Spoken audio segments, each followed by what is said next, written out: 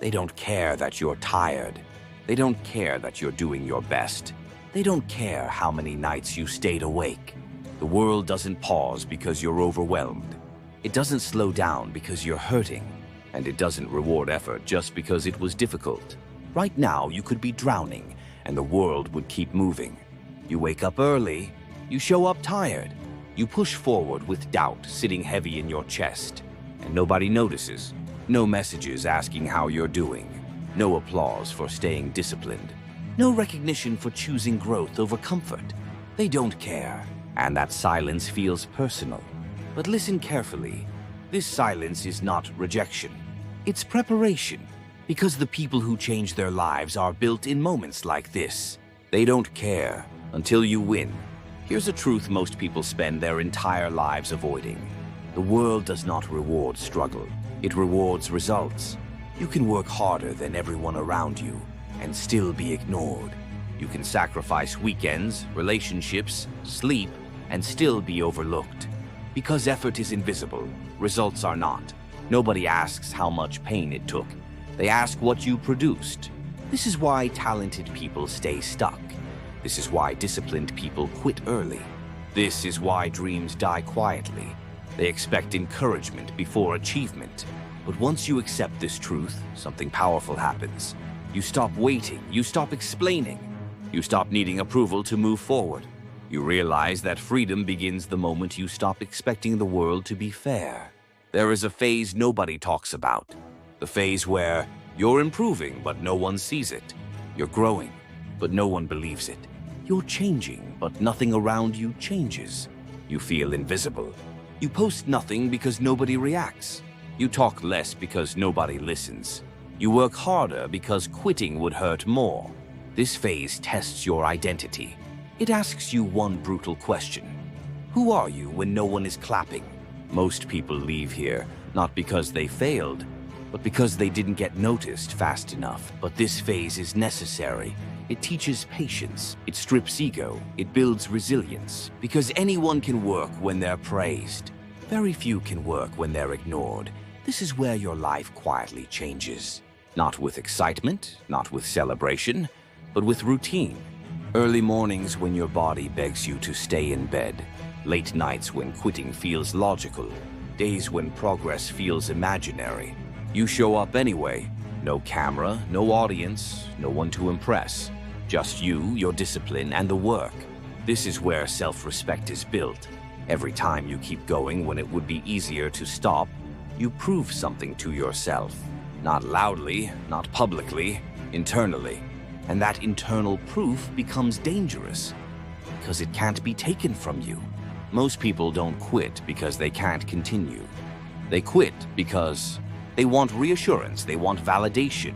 They want someone to say, "You're doing great." And when that doesn't come, doubt grows louder.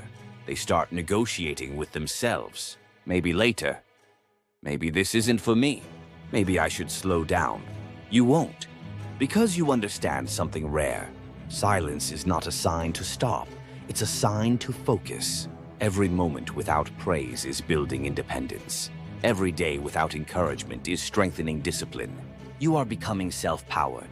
At some point, something shifts. You stop announcing your plans. You stop defending your goals. You stop explaining why you're tired. You move differently. Your confidence becomes calm. Your discipline becomes automatic. Your ego disappears. You no longer chase motivation. You operate on standards. You don't need anyone to believe in you anymore. Because you do. And that belief is quiet but unbreakable. Momentum doesn't arrive loudly. It whispers. Small improvements stack. Tiny wins add up. Habits lock in. Your mornings look sharper. Your focus is stronger. Your output increases. You're not rushing. You're not panicking. You're consistent. And consistency is terrifying because it compounds without asking permission. This is where most people start noticing, right before the breakthrough. Then it happens. Results appear. Not dramatic, not flashy, but undeniable. Suddenly, people are curious. Suddenly, they care. Suddenly, they remember your name. The same ones who doubted. The same ones who ignored. The same ones who never checked in. Now they're watching. Let them. You don't need to explain the nights you cried, the days you questioned everything, the years no one cared. You already paid the price. What breaks most people is not failure. It's time. Time passing with no reward. Time passing with no evidence. Time passing while nothing changes. Weeks turn into months. Months turn into years. And the question gets louder. Is this even working? This is the invisible war, not against others, against your own mind. Because when progress is slow, your thoughts become dangerous. And nobody talks about this part. The loudest enemy is not the world. It's the voice that says, you're falling behind. Others are ahead of you. You should be further by now. That voice sounds logical, reasonable, smart, but it's a liar. Because it compares your behind the scenes to everyone else's highlight reel. It forgets where you started. It ignores how far you've come. It focuses only on what's missing. Winning requires learning how to outwork that voice. Motivation is emotional. Discipline is mechanical. Motivation asks, how do I feel today?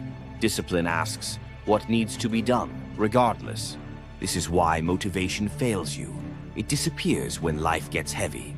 Discipline stays. Discipline works when you're tired, you're bored, you're discouraged. Winning is not built on excitement. It's built on non-negotiables. You do the work because it's who you are now. At some point, you stop chasing goals, and you start protecting identity. You're no longer trying to improve. You are the kind of person who improves. You're no longer hoping to succeed. You behave like someone who will. This is subtle, but powerful, because when identity changes, quitting feels unnatural. You don't argue with yourself anymore. You act. There are sacrifices no one celebrates. Saying no when everyone else says yes. Being alone when others are surrounded. Choosing discomfort when comfort is available. You lose invitations. You lose convenience. Sometimes you lose people. And nobody tells you how lonely self-respect can feel at first. But this is the cost. You can't build an uncommon life with common habits. Winning changes how people treat you. Compliments come.